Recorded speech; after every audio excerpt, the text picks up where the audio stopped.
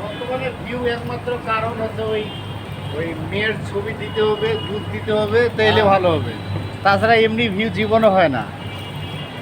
মেয়ের ছবি দিতে হবে, নাচতে হবে, এই নাচতে হবে, আর দুধ দেখাতে হবে। হ্যাঁ, হাসাইতে হবে, মজার মজার কথা বলতে হবে, তাইলে হবে সেই। এমনিতে ভিউ বাড়বে না, কখনো বাড়বে না।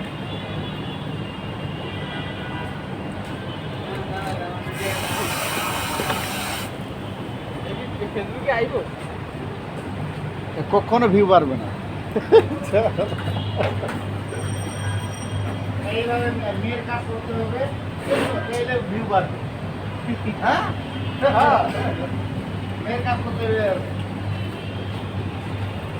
এই যে ওই বউ মারা গেছে, এই যে ছেলেটা কাজ করতেছে, হ্যাঁ, এর জন্য একটা পাত্রী দেখেন, এইভাবে বলতে হবে, তাহলে ভিউ বাড়বে।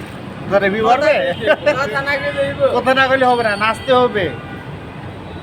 এই যে ঘরে বলেই দে, নাচতে হবে, হ্যাঁ, কি করতে হবে, তাহলেই তোমার মানি আর্নিং করা যাবে।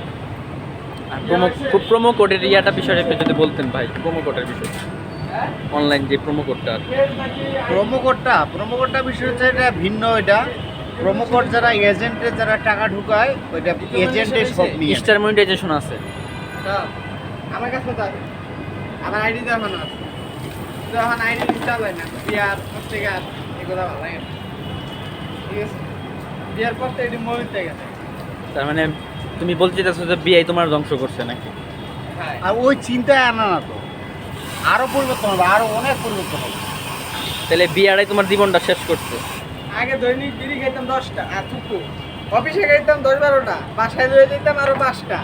ঠিক আছে, এখন দৈনিক বিড়ি খাই 3টা আর 4টা।